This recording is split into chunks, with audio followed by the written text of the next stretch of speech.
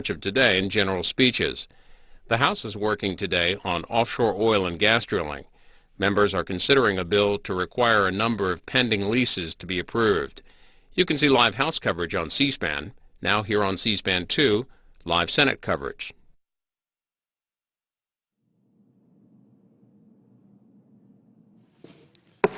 The Senate will come to order. The chaplain, Dr. Barry Black, will lead the Senate in prayer.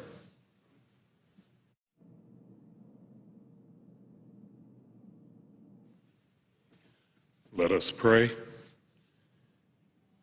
Eternal and merciful God, thank you for both spiritual and temporal blessings, particularly the riches of your mercies poured down upon us. Thank you for blessing our lawmakers, for guiding their thoughts and words so that their labors glorify you. Lord, give them the strength and courage to fulfill your commands, trusting your wisdom more than their own. Save them from either desiring or seeking the honor that comes only from humanity. But may they desire your approval more than life itself. Keep them from evil as they find safety in your love. Lord, give them the humility to know that no one has a corner on your truth and that we need each other to discover your guidance together. We pray in your sacred name. Amen.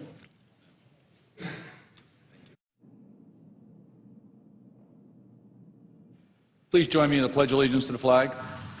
I pledge allegiance to the flag of the United States of America and to the republic for which it stands, one nation, under God, indivisible, with liberty and justice for all.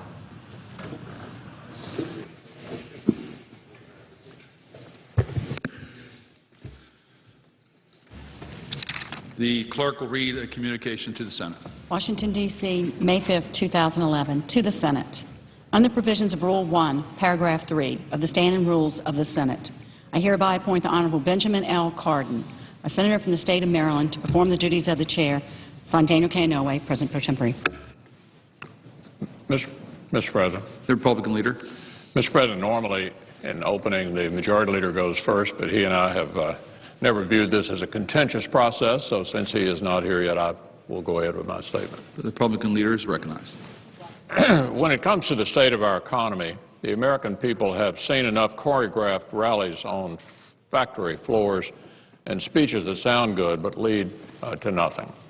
After 2 years of chronic joblessness, they want results. And that's why we've seen a growing consensus in Washington over the past few weeks that something serious must be done about our nation's debt. Even Democrats now admit that failing to bring down the debt would be far more damaging to our nation's economy in the long run than failing to raise the debt ceiling. The situation has been described as the most predictable crisis in American history. People on both sides of the aisle now realize that the warning bells are too loud to ignore. And last month, President Obama himself made a crucial admission. In a sign that he, too, is starting to worry about the prospects of inaction, the President said that failing to produce a serious plan for tackling the deficit and debt could be a bigger drag on the economy than anything else. So more and more people see the problem. Now the challenge is achieving a result. That's why I proposed a few basic principles yesterday that I believe could guide us to success. This morning I want to reiterate those principles ahead of the meeting at the Blair House. By setting out clear principles up front, we're far more likely to actually get somewhere and to prevent the crisis before it strikes. First, it's time for our friends on the other side to stop pitting sort of one group of Americans against another. Solving this crisis will require all of us working together, so why don't we start acting like it? Second, The level of spending that Democrats want to maintain just isn't possible without raising taxes on the middle class, which we know isn't going to happen. We're only going to solve this crisis by admitting up front that we have a spending problem. Third, entitlements need to be a part of the discussion. So let's drop the scare tactics and work together on reform. Nobody is talking about taking anyone's Medicare. Fourth, raising taxes is the last thing we should be doing in the middle of a recession. What's more, a bipartisan majority right here in the Senate oppose raising taxes. So let's set that idea aside and find some common ground instead. If we recognize these things, we can avert this crisis. If we don't, we won't. And I assure you, we'll all answer for it. Very few people saw the last crisis coming. This one, on the other hand, is clear as day. Failing to work together in good faith on a solution would be completely indefensible. Everyone agrees this is a crisis. More people, including the President, agree that failing to address it would be disastrous for jobs and the economy. And everyone knows the upcoming debt limit vote is the best opportunity we are going to have to do something about it. So what are we waiting for? Doing something meaningful about the debt is the centerpiece of any serious jobs agenda in Washington. Other things will help on that front, and the President made a small but important step in that right direction yesterday by announcing he was ready to begin talks on a free trade agreement with Colombia, something we've been calling for him to do for years. Ratifying this agreement, along with other agreements with South Korea and Panama, will open up markets to U.S. goods and create thousands of jobs.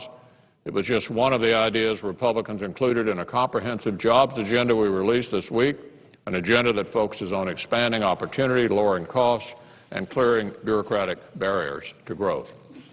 But at the top of our list of things we need to do to create jobs is to bring down the debt. If we can't get spending under control, we'll never get the economy moving. If the economy doesn't grow, we won't be able to reduce our deficits and our debt. And if we don't reduce our massive federal debt, we face a crisis that makes the financial panic of 2008 look like a slow day on Wall Street. So this debate couldn't be more important to our near-term and long-term fiscal health. Everyone has a stake in the debate. If we face up to it like adults, we'll not only prevent this most predictable crisis, we'll help preserve our way of life. And the best part is no one side will be able to claim the credit. This is the moment. We cannot let it pass. Mr. President, I yield the floor. Majority Leader is recognized. I understand that H.R. 1213 is due for a second reading. Clerk will report. H.R. 1213, an act to repeal mandatory funding provided to states in the Patient Protection and Affordable Care Act to establish American health benefit exchanges. Mr. President, I object to any further proceedings in relation to this matter. Objection is heard. It will be placed on the calendar. Mr. President, following leader remarks, Senate will be in period of morning business till 5 p.m. today. The Republicans controlling the first 30 minutes and the majority controlling the second 30 minutes. The next roll call vote is going to be Monday, May 9th at 5:30 p.m. and we'll notify senators the subject matter of that. It will be with regard to a nomination. Mr. President, in regard to the comments made by my friend, the Republican leader, as I listened to him, I picked up about 3 or 4 points that I think are fairly obvious. One is don't touch the tax cuts for the rich. Number 2, don't touch tax cuts for the rich. And number 3 is that they want to go after entitlements. The largest, of course, are Medicare, Social Security, and Medicaid. We know that the Ryan budget calls for privatizing Medicare. Even the Republican majority leader today is quoted in the papers as saying that we're going to have to back off that. That's I'm paraphrasing it, but everyone can read it. It's on the front page of the Washington Post newspaper. But the Ryan budget has a number of ways of saving money. The most significant way of saving money is to destroy Medicare. The fourth point, Mr. President, after recognizing that, as my friend the Republican leader said, you need to go after entitlements, is don't tax the rich. Mr. President, we, on this side of the aisle, realize we have some problems with spending, and we have to do something about it. We have to do, the problem is not as much as about spending, it's about deficits. What are we going to do about these deficits that accumulate every year? Well, we have some experience in recent years how to handle that. During the last 4 years of the Clinton administration, we were spending less money than we were bringing in. We were retiring the national debt. In fact, the criticism came from a number of important economists that we were retiring the debt too quickly, that we had to back off that. Well, when President Bush took office, he took that to heart. At that time, when he took office, there was about $11 trillion surplus over 10 years. He took care of that. In fact, when President Obama took office, that had been evaporated. It had evaporated. We'd lost 8 million jobs. It evaporated because we had 2 wars, all paid for with borrowed money. We had all these tax cuts paid for with borrowed money. So on this side of the aisle, we want to do something to rein in these deficits. And we've had experience. We know how to do that. One of the things that we did during the Clinton years was unique, but we did it, and it was hard. We had something called the PAYGO rules. Without any Washington side jargon, what this meant is that if you have a new program, you have to pay for it. You either have to pay for it by taking other programs that are in existence and getting rid of those, or raising revenue some way. We did that in the Clinton years. When President Bush took office, his Republican colleagues here in the Congress worked with him and got rid of those rules. And that's how come we had everything that was unpaid for. And in fact, unpaid for is an understatement. It was all borrowed money. So we know that there's a problem with deficits, and we want to work on those. Today at the Blair House, there's a meeting. I've appointed a couple people to represent the Democrats in the Senate. Senator Inouye, Chairman of the Appropriations Committee. Senator Baucus, Chairman of the Finance Committee. The other 3 leaders in the Congress here have appointed people, and they're going to meet and talk seriously about ways of reducing the yearly deficits we have. I would hope one of the things that Vice President Biden talks about with them, and I'm confident will be, is we don't need to talk about spending caps. We need to talk about deficit caps. We have to be able to work toward reducing these staggering debts by looking at everything. Mr. President, I am, like most everybody here in this body, do everything we can to protect those brave men and women who are in the military. But the General Accounting Office told us in a report recently filed that there's $100 billion a year in the Pentagon that's wasted. $100 billion. When asked in a hearing how many private contractors the military has, they said, we don't know. And upon further questioning, they said, well, we either have, it's between 1 million and 900, between 1 million and 9 million people that are contractors. There's a lot of fat in this, Mr. President. These are the same people that during the Iraq War, as the hearings held that were conducted by Senator Dorgan, that they were using wads of $100 bills for football to play football. So we can save a lot of money by looking at domestic discretionary spending, military spending, and doing a better job of making our tax system more fair. Mr. President, to show how unfair our tax system is today, we tax the American people about $1 trillion a year. A lot of money. But we give tax breaks to corporations and individuals of $1.1 trillion.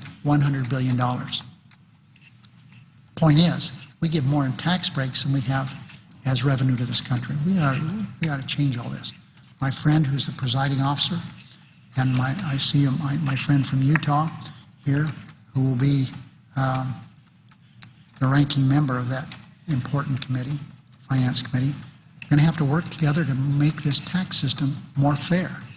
And so I appreciate my Republican friend talking about all the things we need to do here, but one thing that he is very clear that he doesn't want to touch are those tax cuts to the rich. And it's very clear he doesn't want to tax do anything to deal with the tax cuts to the rich. And he wants to go after entitlements. He said so here this morning, which are Medicare, Social Security, and Medicaid. So, Mr. President, we have a lot of work to do. The only way we're going to work our way through this is on a bipartisan basis. The only way we can do it. The heavily Republican House has to recognize that. The Democrats in the Senate have to realize that. And the President has to realize that. And he does. And that's why he's convened this bipartisan meeting in the Blair House today, conducted by the Vice President of the United States. Under the previous order, the leadership time is reserved. Under the previous order, the Senate will be in a period of morning business for debate only until 5 p.m., with senators permitted to speak therein for up to 10 minutes each, with the first hour equally divided and controlled between the two leaders or their designees, with the Republicans controlling the first 30 minutes and the majority controlling the next 30 minutes. The senator from Utah is recognized. Mr. President, I ask unanimous consent that I be permitted to speak for 20 minutes. Without objection, the senator is recognized. Mr. President, I rise to speak about an unfortunate and, quite frankly, disturbing matter. While we were all back home during the most recent Senate recess, the National Labor Relations Board Acting General Counsel Leif Solomon, after 17 months of indecision, issued one of the most far-reaching and outrageous complaints ever issued by the board against a private business. This complaint against Boeing is easily one of the most outlandish and regrettable complaints I have seen in all of my years in the Senate. The NLRB's acting general counsel, emphasis on the acting, sitting in his ivory tower in Washington, D.C., essentially substituted his business judgment for that of a private corporation.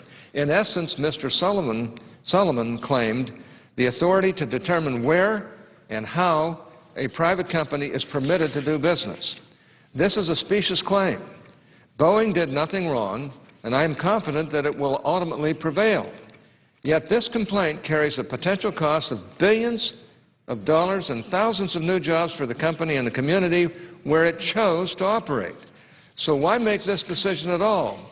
Why attack a private company with a legal challenge that will cost an enormous amount of money to defend, disrupts business, undermines the efforts of states to increase jobs and promote economic recovery, but that will fail for its lack of merit?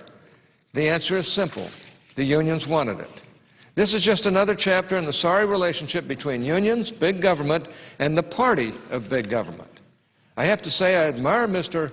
Solomon's moxie. By making this decision during a congressional recess, it is almost as if he thought it might avoid our scrutiny. Maybe he thought that news like this might not make its way back to the states. To that I say, nice try, but you will not escape the scrutiny of the American people when it comes to an action this over the top. Sunshine will fall on a decision like this that is so politically motivated. And in the light of day, the decision and the decision makers are going to look awfully bad. The NLRB's Boeing complaint has been widely criticized in the media, here in the Senate by a number of my colleagues, and throughout the business community as a prime example of a federal bureaucracy run amok. But this is more than another example of an unaccountable bureaucracy harming job creators and employees. What makes this case particularly ugly is that this is a case of regulators conveniently supporting the interests of big labor against private enterprise.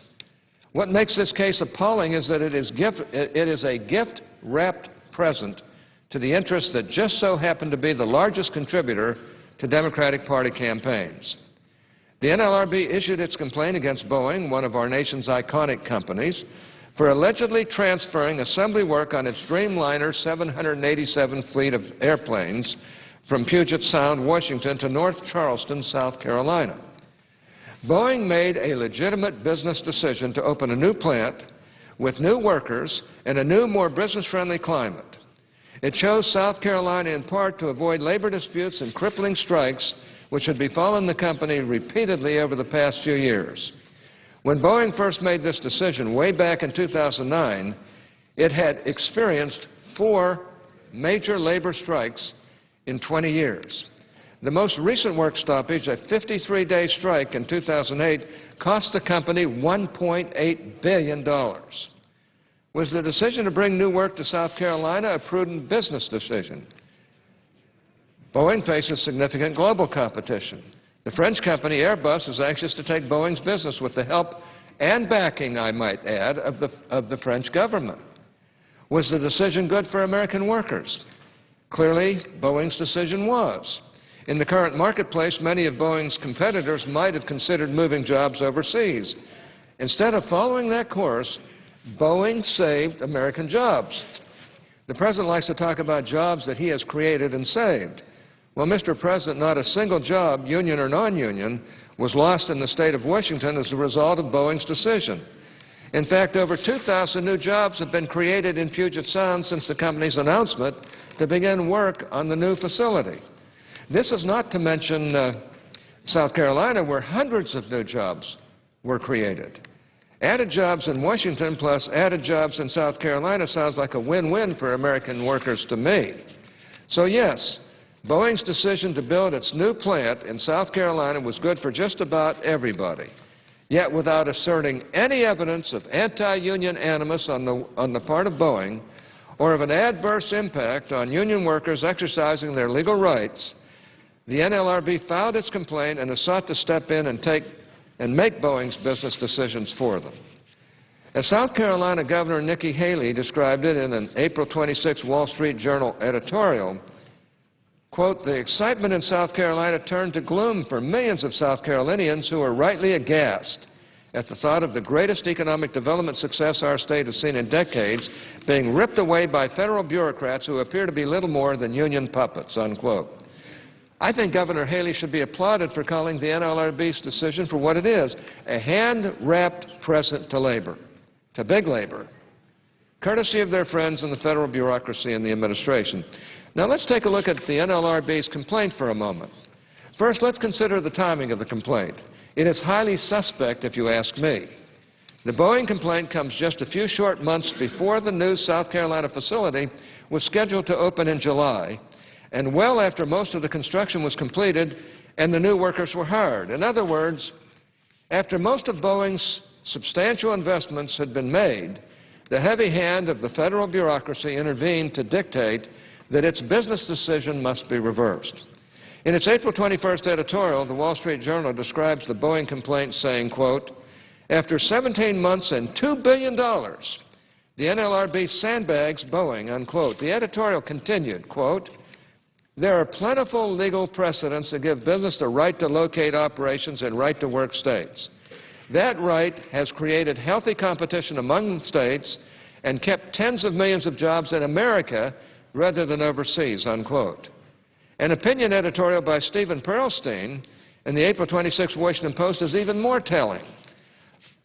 Although Mr. Perlstein was, not unexpectedly, somewhat supportive of big labor and the NLRB's actions in this case, he nevertheless acknowledged that, quote, "If the agency prevails and is able to force Boeing to open an additional production line for its new 787 Dreamliner in Seattle, it could finally put a brake on the steady flow of manufacturing jobs to right-to-work states in the South," unquote. Perlstein hits it on the head here. The decision to file this complaint is an attack on business-friendly states that are attracting companies and creating jobs. It is an effort by Washington Democrats and career bureaucrats to force unionism on the entire country. Yet, in my view, Perlstein does not adequately state the radicalism of the NLRB's decision. The fact is that if the NLRB, doing the bidding of the International Association of Machinists and Aerospace Workers, prevails here, it will give them the right to dictate business location decisions everywhere, even in non-right-to-work states. Now, there is a great deal of misinformation coming from those who support the NLRB's actions. In this article, Perlstein inaccurately describes Boeing's new manufacturing facility in South Carolina as a runaway shop. Boeing had no legal obligation to locate any and all new work in Puget Sound. It was not obligated under any collective bargaining agreement to keep the work there. It simply chose to locate new work and new expansion in a business-friendly, right-to-work state. Is that a runaway shop? I think not. And I think most everybody would think not. Apparently, the NLRB agrees with me because the complaint does not allege that this was a classic runaway shop. In those situations, bargaining unit work that is contractually obligated to be performed by members of the union is shut down unilaterally by management. Employees are laid off, and the company stealthily slips out of town with little or no notice, only to reopen at a new location to perform the exact same work on a union-free basis. Under the law, that is wrong. The NLRB makes no such allegations here because that's not what happened in this case. Instead, the complaint falls back on the broad catch-all argument that Boeing's actions were inherently destructive of union workers' Section 7 rights, referring to the rights protected by Section 7 of the National Labor Relations Act, which in this case means the right to strike. If that theory were to apply to all cases like this one, if companies cannot factor labor conditions into decisions regarding new operations without it being inherently destructive of Section 7 rights, there is no logical end to what private decisions can be overruled by the NLRB. This is an agency run amok and trying to take the place of this Congress. Fortunately, the legal precedents dealing with this type of decision do not support the acting general counsel's interpretation in the Boeing complaint. The cases cited in the complaint are all distinguishable. Not one of them deals with fact patterns involving new work because there's nothing unlawful about opening a new facility to perform new work that is not obligated under an existing collective bargaining agreement. Put simply, this is just another effort on the part of the union-packed Obama NLRB to undo years of labor precedent to satisfy big labor. If Boeing's actions are inherently destructive of the union's rights, where is the anti-union discrimination? Once again, Mr. President, not a single union worker lost a job or even lost an hour of work as a result of Boeing's business decision. Let's be perfectly clear. Boeing workers in the state of Washington actually gained new work and gained 2,000 new jobs following the decision in 2009. These jobs are among the best paid in America. Does that sound like anti-union discrimination? Of course not. This was not a stealth move in the dark of the night. No one was surprised or caught off guard. The Machinists Union knew that Boeing was building a new facility in South Carolina. Boeing had even discussed a new location with them. Workers knew about Boeing's plans as well, and so did the NLRB. But before issuing his complaint, the acting general counsel stewed for 17 months while new facilities were being constructed at great expense in South Carolina at the cost of billions of dollars, and workers were hired to run the assembly lines. It goes without saying that if Carolina workers wanted a union, they, like any other private sector employees in South Carolina or any other state, could file a petition with the NLRB for a union representation election. There was no evidence, zero evidence of anti-union discrimination by Boeing to any union petition or union representation election. But, and I can't stress this enough, the most important factor is that the work in South Carolina was new work, which Boeing was not obligated to perform in the state of Washington under its collective bargaining agreement. Boeing simply decided, for sound business reasons, to open a new facility to perform new work in a business-friendly state. This is something businesses can do all the time and do all the time. That is, they used to do it all the time before President Obama's acting general counsel and the might of the federal bureaucracy under the heavy-handed control of big labor decided to step into and interfere with Boeing's decision. If this complaint is upheld and this interpretation becomes the new status quo, who knows how it will impact businesses in the future?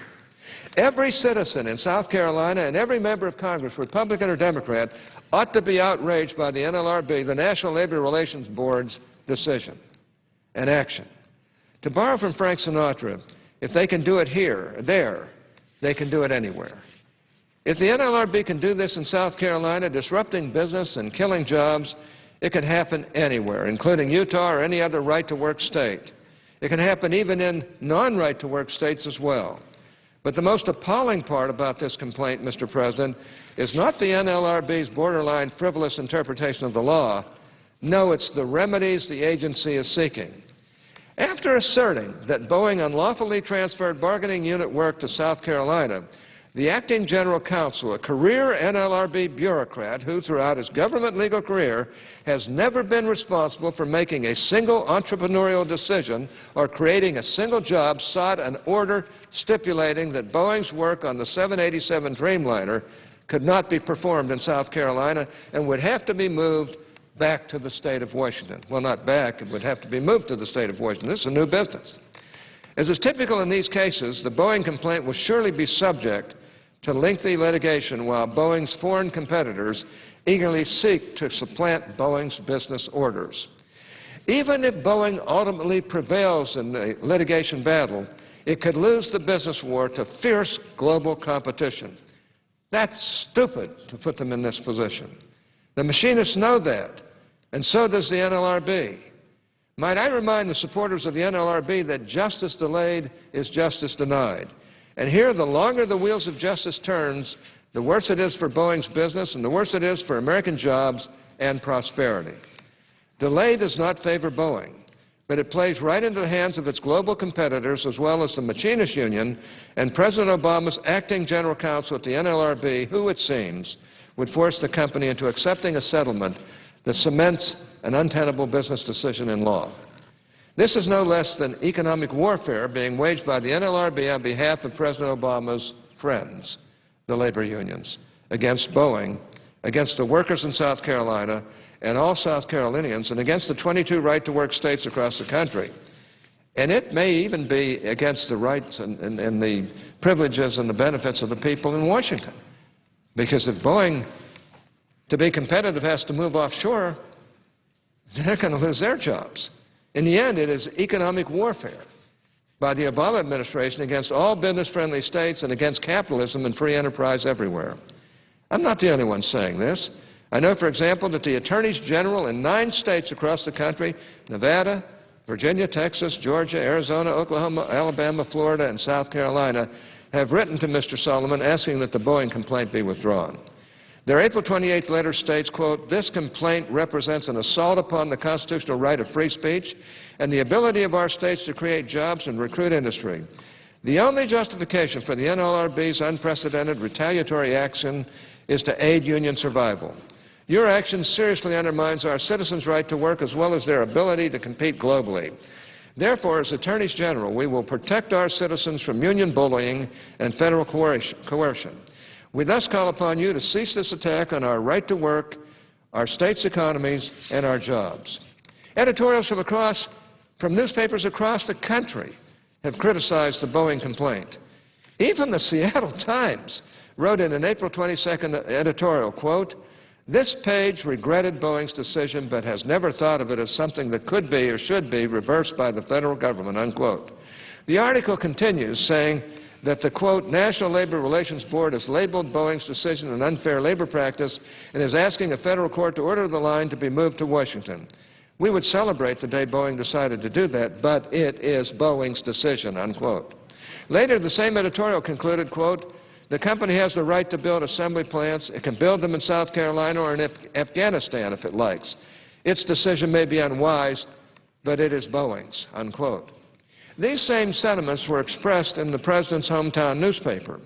The Chicago Tribune editorial on April 22nd described the NLRB acting general counsel's actions a, quote, "gross intrusion," unquote. The editorial continued, quote, "Boeing, the Chicago-based aviation company, already has one government-induced headache. Its main rival, Airbus SAS, has received from European nations about $20 billion in subsidies that are prohibited by international trade agreements. That is challenging enough for Boeing as it tries to compete in an international market. But when the U.S. government tries to dictate where Boeing can do business, that's even harder to stomach," unquote.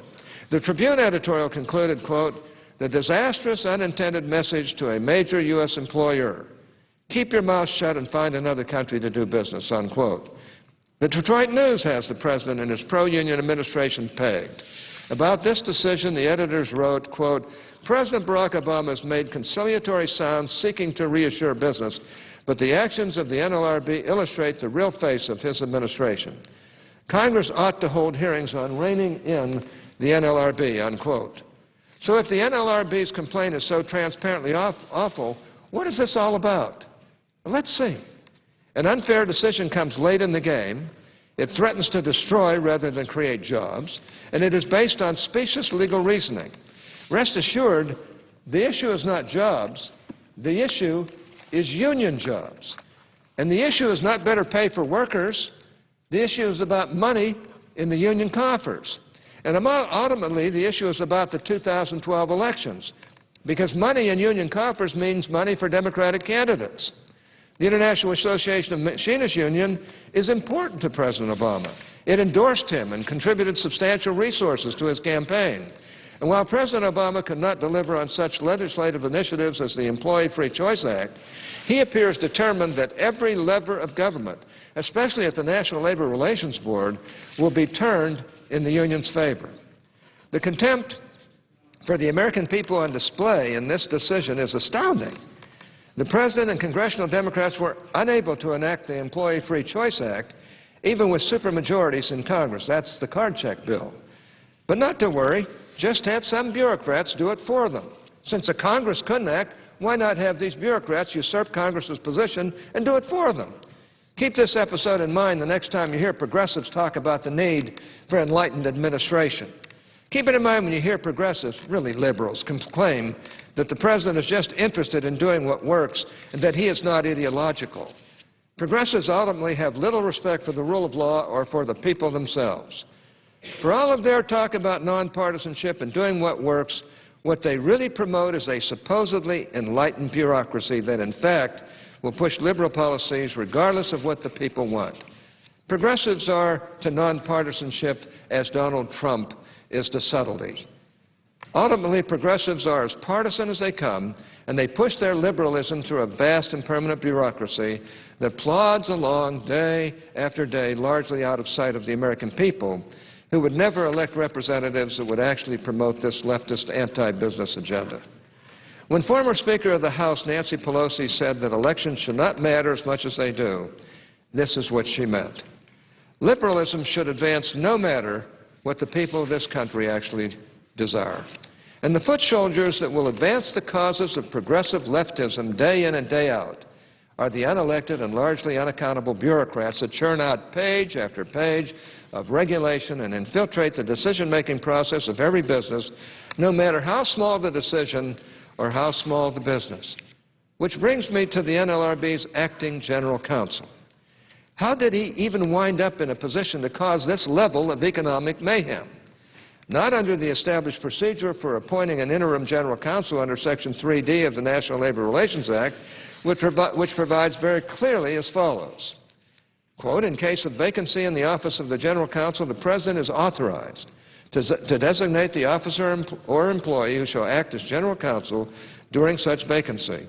But no person or persons so designated shall so act, 1, for more than 40 days when the Congress is in session, unless a nomination to fill such vacancy shall have been submitted to the Senate, or 2, after the adjournment sine die of the session of the Senate in which such nomination was submitted.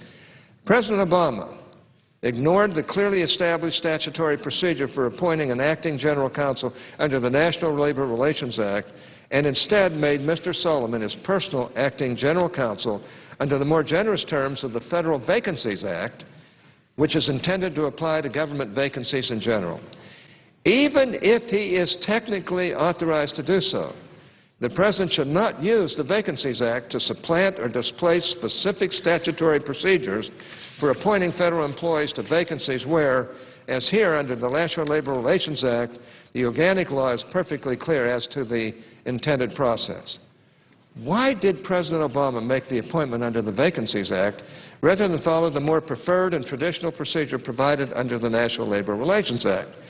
The answer is pretty simple.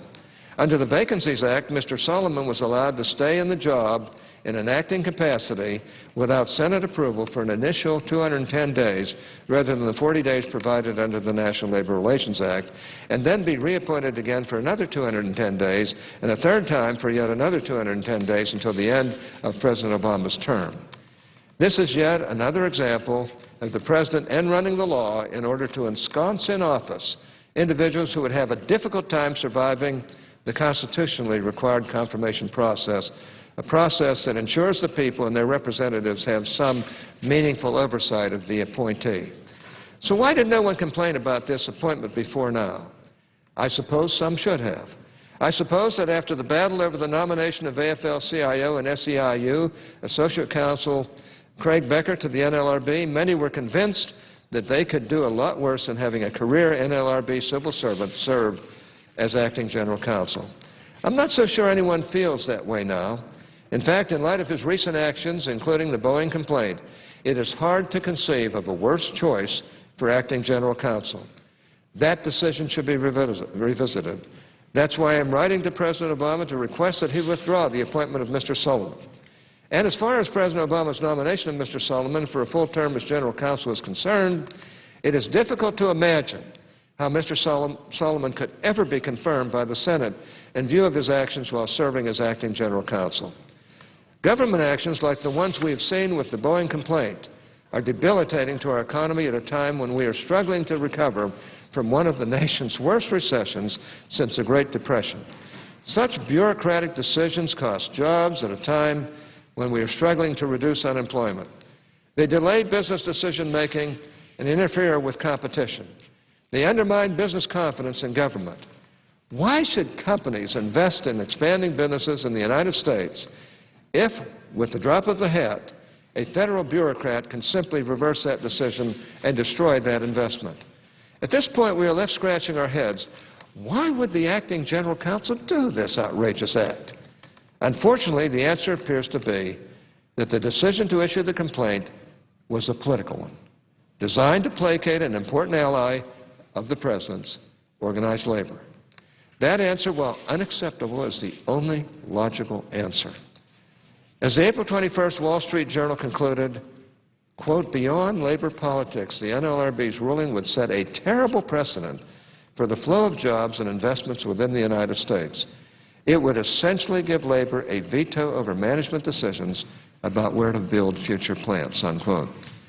That must never be allowed to happen. The NLRB should withdraw the Boeing complaint. Mr. President, I suggest the absence of a quorum. Clerk will call the roll. Mr. Akaka.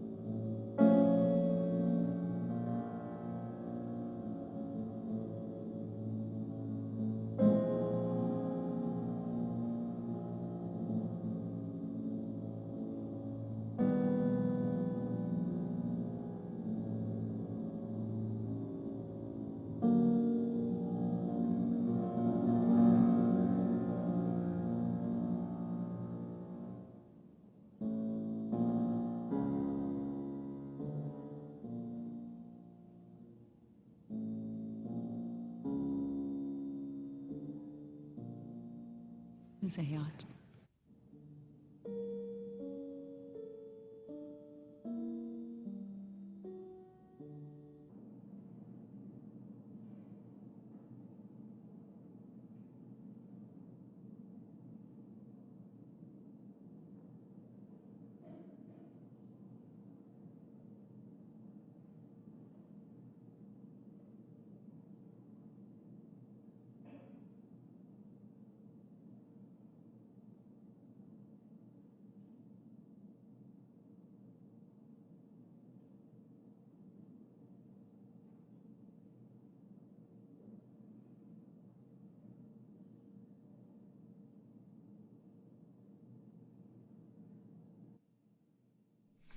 The U.S. Senate is in a quorum call meeting today for general speeches as the small business research bill no longer on the expected agenda. The legislative work pretty much done for the U.S. Senate this week.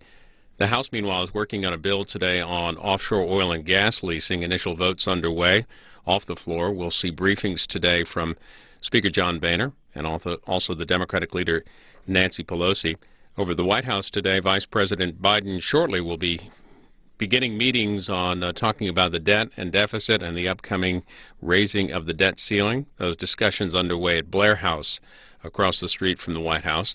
The Vice President later today will lay a wreath at the impact site at the Pentagon. He will place the wreath in front of the one blackened stone by the September 11th, 2001 inscription. He'll be joined by Defense Secretary Gates and also the Vice Chairman of the Joint Chiefs. Meanwhile, President Obama, a similar ceremony in New York. He's making his first trip as president to Ground Zero in Manhattan.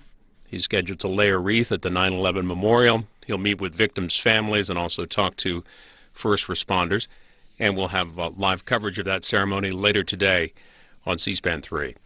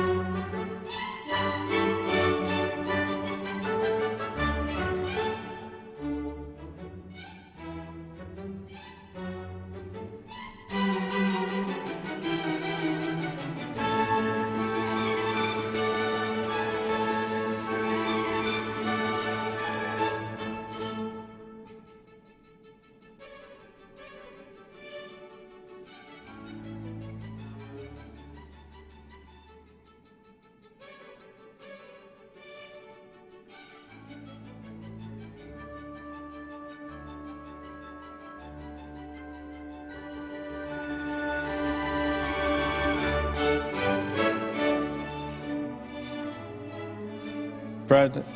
Senator from Alabama is recognized. I would ask that the quorum call be dispensed with. Without objection. Mr. President, I understand that it may be that there's an agreement that another member would speak at 11. If so, I will yield at that time. I am concerned about the financial status of our country. We are clearly on an unsustainable spending path. The people are rightly furious with their Congress. We should, as they well know, never, ever have gotten ourselves in the financial situation we're in today, in which we are projected to have a deficit this fiscal year ending September 30th of $1.5 trillion, the largest deficit the country has ever had, on top of deficits the last 2 years of $1.2, $1.3 trillion. We're on a path to double the entire United States debt in less than 4 years. In the last 3 years, maybe one more year, we will double the entire debt of the United States. We are on an unsustainable path, as every witness who's ever testified before our Budget Committee, at least in recent years, has stated. It is an unacceptable situation that we are in. There was a shellacking in the last election of people, the big government folks. We've not even had a budget in 2 years, 35 days. We have not had a budget. The Budget Act requires the Congress pass a budget by April 15th. The House has done theirs. The Republican House has passed a budget, a historic budget.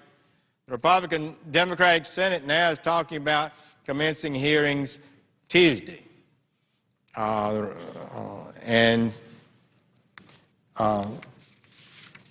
I hope that we have a good hearing, and maybe we will have so. I would just say that our members, the Republican members of the Budget Committee, ask our chairman to do as the House did and make public your budget in advance of the hearing so that it can be examined. It's a complex document. It's hard to examine. It takes some time and effort, not to just plop it down the day the hearing starts. And I've been informed that business as usual will continue, unlike what the House did, and to have a document out early. They will bring us out a budget that day, and we'll commence, I guess, to try to vote on it. And I don't think that's a healthy way to proceed. We are facing the greatest financial risk maybe this country has ever faced. The President appointed a fiscal commission. We call it the Debt Commission. Erskine Bowles and Alan Simpson, appointed by the President. They wrote a document they presented to us as their remarks to the Budget Committee that said this nation is facing the most predictable economic crisis in its history. In other words, they're saying the path we're on is so unsustainable that it's easy to predict that we're facing and heading toward a financial crisis. And there's no higher duty, no higher responsibility for members of the Congress of the United States than to protect the people of this country from a foreseeable danger. When asked by Chairman Conrad when we might have such a crisis, Mr. Bowles said, in his opinion, it could be 2 years, little less, a little more. A financial crisis, something like Greece is what he's referring to. Another recession, a surge of inflation, a surge in interest rates. That's the kind of thing he's talking about. Senator Simpson, the co-chairman of the commission, said, I think it could be 1 year. The S&P bond evaluators have warned they could downgrade our debt. In fact, Moody's in December warned that they could reduce the rating of the American debt in less than 2 years, we're in a serious, unsustainable position. We haven't even had a budget. Well, the President is required by law to submit a budget. Every President does.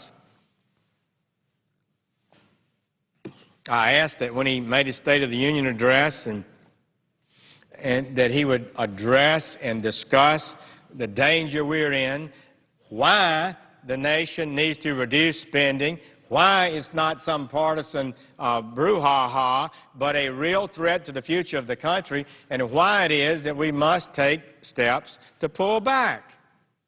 He really did not do that in his State of the Union. He talked about investments, and more investments. Then a few days, then I asked that he produce a budget that helped get us off the unsustainable path. I was never more disappointed in the President's budget. He claimed it would save $1 trillion over 10 years. How much is that? Well, according to the Congressional Budget Office that objectively analyzes these things, the deficit will increase at the rate we're spending over the next 10 years, $14 trillion. So what is saving $1 billion? Not nearly enough to get us off the unsustainable path. Reduction in spending, which was not enough either. This was his own commission that he appointed, and that was not enough, but at least the numbers were fairly honest. The President's numbers, unfortunately, were not even honest.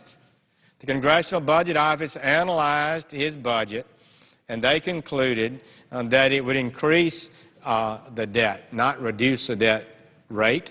Projections would not reduce the projected increase in debt by $1 trillion from 14, I guess, to 13.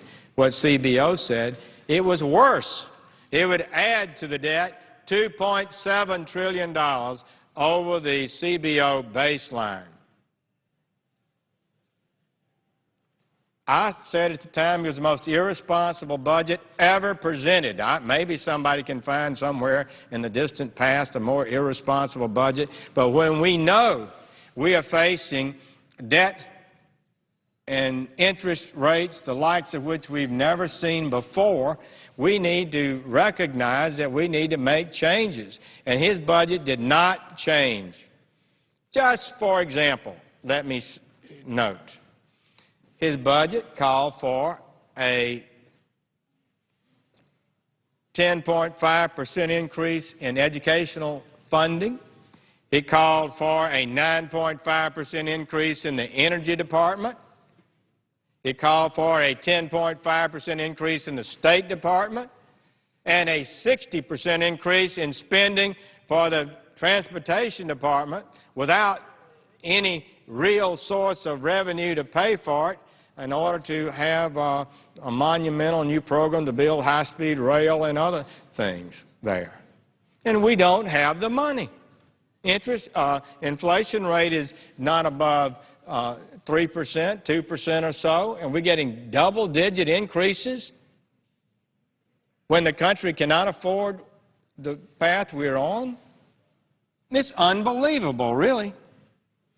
So, after taking great heat from objective observers and so forth, the President made a speech, the President's speech, and he said, it seemed, that he had a paragraph or two in this speech about the reason we need to take some restraint and reduce spending and why we couldn't just invest, why we needed to restrain spending. That was in his speech. At least he acknowledged it a little bit, although it was not the kind of detailed, serious engagement of the American people in a discussion as to why we can't continue at the pace we're in.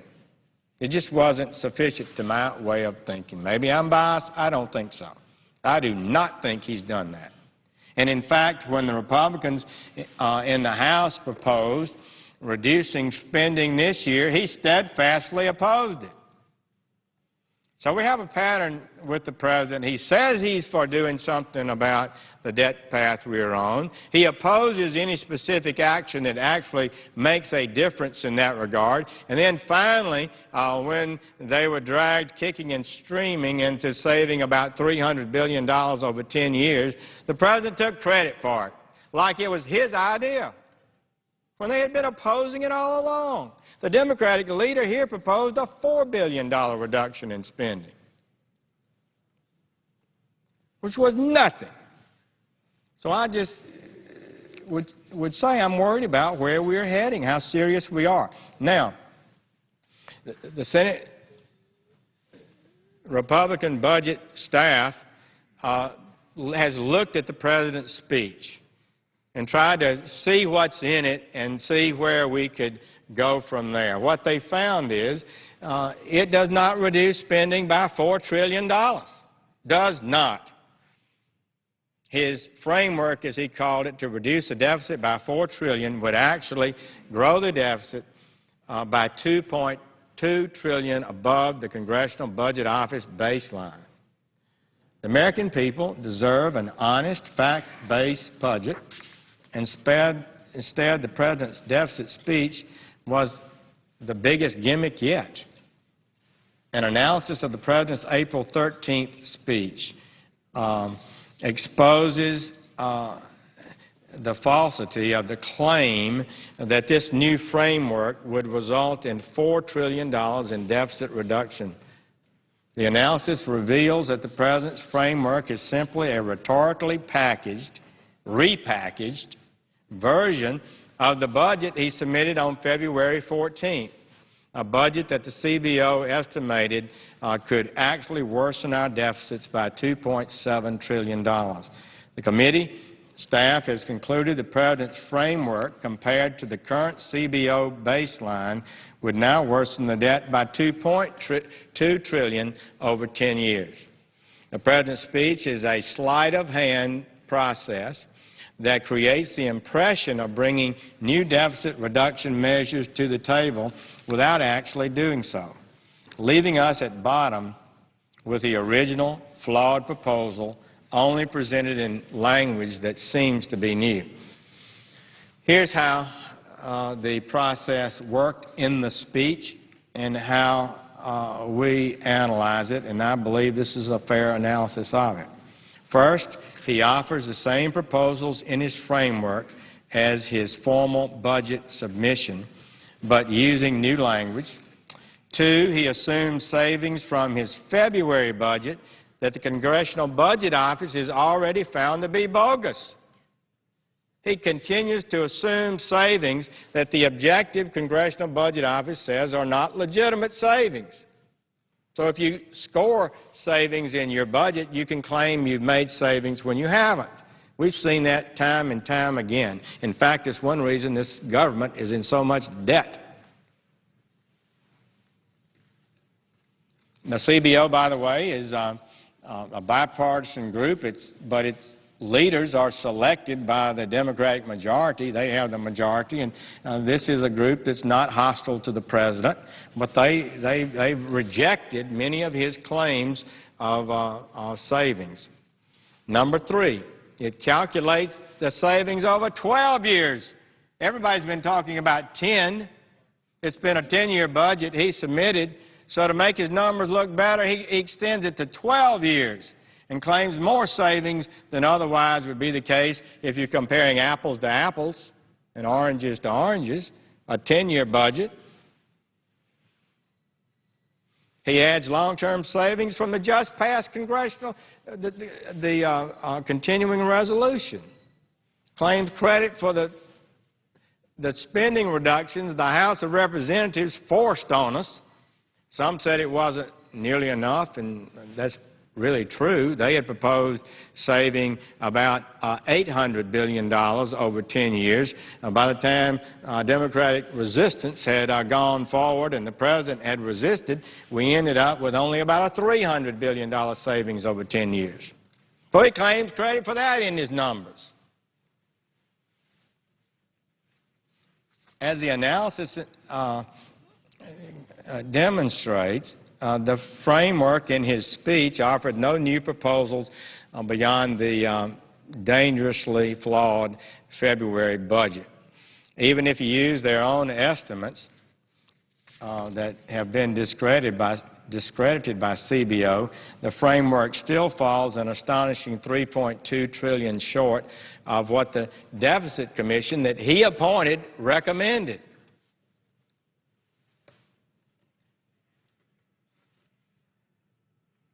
Perhaps this is why the White House has been unwilling to heed the call of the Senate Budget Committee Republicans. We wrote him and asked that he take his speech and the budget that he submitted, and it's about 18 inches worth of documents. He's got a huge staff over there that works every year on producing a budget. We said, well, if you've made a speech now and if you've changed what you had in your budget, translate that into a new budget and send it to us. We've had that done in the past a number of times. They've refused. Why? Because a speech is more generalized, it's harder to score, it's harder to analyze, and when you put it in actual print, it can be analyzed, the numbers can be totaled, the deficits can be calculated, and you find out whether or not it actually does anything worthwhile. They refuse to do it. So as it stands now, we have no plan to have any real reduction of the deficit that we're facing from this administration or the Democratic Senate, let alone a framework to reduce it by $4 trillion. But they pretend it's so, and that's offensive. And the American people are not happy about it.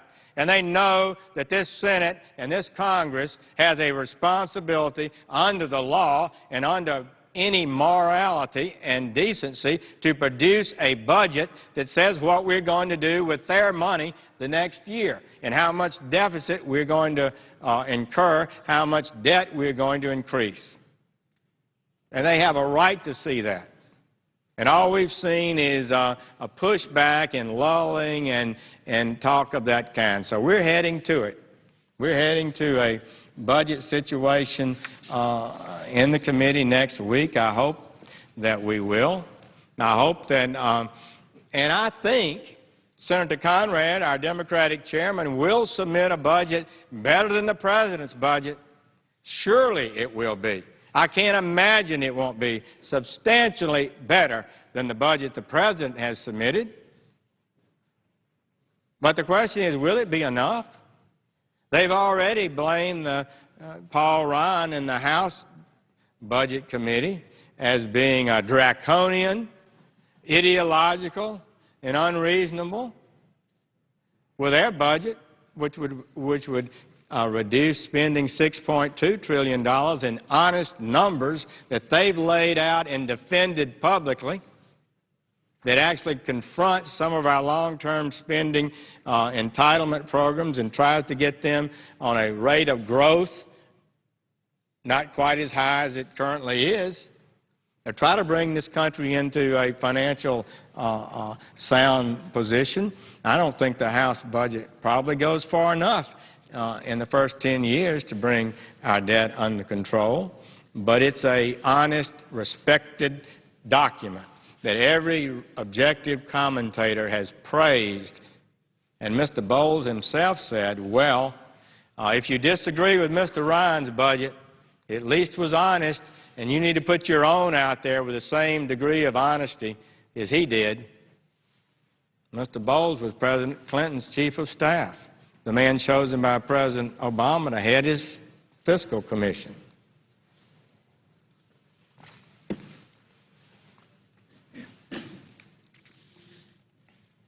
This will be really perhaps the most important budget in decades, maybe ever, because our debt situation is deep. It's not easy to get out of the fix we're in.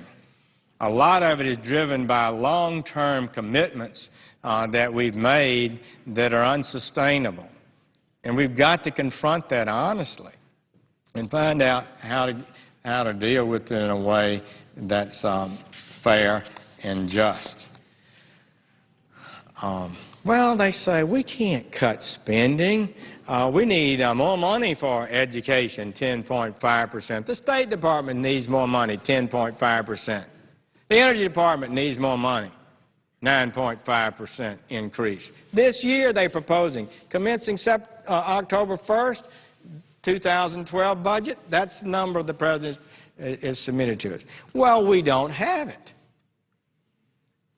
I would ask some of the members of the body maybe to call Governor Cuomo in New York, or Governor Christie in New Jersey, or Governor Bentley in Alabama. He just announced he was having to reduce spending by 15%, prorate the spending for the rest of this fiscal year by 15%. And I just feel like that's a message been lost in this body. I see my colleague, Senator Klobuchar here, Mr. President. I wanted to share these remarks this morning. The Vice President, I believe, is meeting with some people, House and Senate Republicans and Democrats today. Maybe it will be budget number 3. And maybe the Vice President can fix something here. I hope they gave him the responsibility and the freedom to make a decision, or have they told him he can't cut spending, really, in any significant way. I don't know what they'll tell the Vice President, but hopefully something will come out of that. And maybe we can get on a better procedure. But at this rate, at this point in our process, we are not in a good position. And I'm worried about it, and hopefully we can reach some agreement. And if not, we're going to fight it out on the floor of the Senate, of the House, in conference committee, and we're going to change the debt course of this nation because the American people are going to demand it. I thank the Chair and would yield the floor. Mr. President? The senior senator from Minnesota is recognized. Mr. President, I ask that the quorum call be